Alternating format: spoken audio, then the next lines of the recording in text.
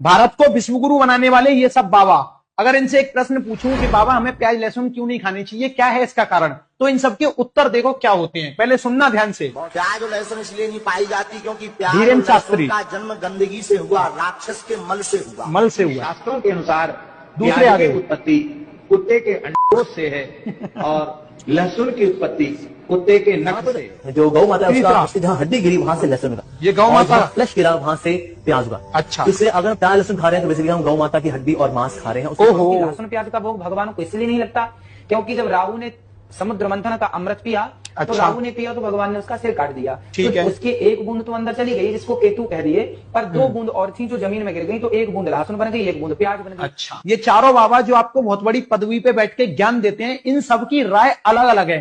अलग अलग क्यों है? क्योंकि ये सब इन्होंने अपनी तरफ से कहानियां बनाई हैं। अब देखो, अगर मेरे को फिजिक्स में या कोई भी साइंस में कोई भी चीज पढ़ानी हो, न्यूटन लॉ ऑफ मोशन पढ़ाना हो, तो उसके अगर मैं 3 लॉ यहां पढ़ाऊंगा आगरा में, तो विदेश में कोई टीचर पढ़ा रहा होगा वो भी तीनों लॉ ही पढ़ाएगा। मतलब पूरे भारत में, पूरे वर्ल्ड में ये तीनों ही लॉ ऐसे ही एग्जैक्ट पढ़ाए जाएंगे। तो कारण क्या है? जो फैक्ट होते हैं, जो साइंस होती है, वो उसी तरीके से परोसी जाती है स्टूडेंट्स के सामने जैसी होती है। अब ये कहानियों से लोगों को भ्रमित करते हैं। मेरी दादी 100 साल की हो गई, उन्होंने आज तक प्याज लहसुन नहीं खाया क्योंकि इन जैसों की बकवास सुनी। तो आप शिक्षित लोग हो, आप लोगों को ये समझ में आ गया होगा किस तरीके से ये बाबा लोग हमें भ्रमित करते हैं और अपनी जो चीज है, जो कहानी है, वो हमारे मस्तिष्क पर थोपना चाहते हैं। क्योंकि कई लोग इनकी बातों को मानते हैं और इनके हिसाब से चलते हैं, इसीलिए मुझे ये वीडियो बनाने पड़ते हैं। हाँ जी, बिल्कुल सही बोल रहे हो। फिजिक्स का कोई थ्योरी अगर पढ़ाना होता है तो 3 थ्योरी आप पढ़ाते हो। यहाँ भी वही थ्योरी पढ़ाया जाता है, विदेश में भी वही थ्योरी पढ़ाया जाता है। लेकिन जिस समय आप जो थ्योरी यहाँ पढ़ा रहे हो, सिर्फ उसी समय सेम वही थ्योरी विदेश में पढ़ाया जाए तो ऐसा हो सकता है? नहीं हो सकता। वैसे ही शास्त्र में लहसुन और प्याज की उत्पत्ति का अलग अलग कहानी बताया गया है, ठीक है।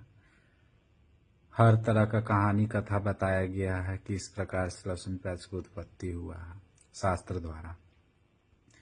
तो जब हुआ है तो एक साथ में तीनों कहानी तो बताएंगे नहीं, चारों कहानी लोग हर जगह अलग अलग कहानी, जिसका मुंह में जो आए वो बताएगा। लेकिन ये सबसे आप लोगों को क्या मतलब?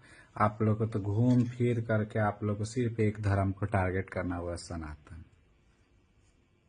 क्योंकि जो छाता है वही बदनाम होता है, ठीक है। शर्म कर लो थोड़ा अपने ऊपर, शर्म कर लो। भारत के आप टीचर हो, जिस भारत देश में आप खा रहे हो, जिस भारत देश में रह रहे हो, उस भारत देश का इतिहास रह चुका है, संत महात्मा और मंदिर वगैरह। आप वही भारत देश का इतिहास पे, वही भारत देश के शान पे उंगली उठा रहे हो। शर्म कर लो थोड़ी सी। जो लोग मेरा समर्थक हैं, कमेंट में जरूर बताइएगा। सभी को जय माता दी, हर हर महादेव, जय श्री राम।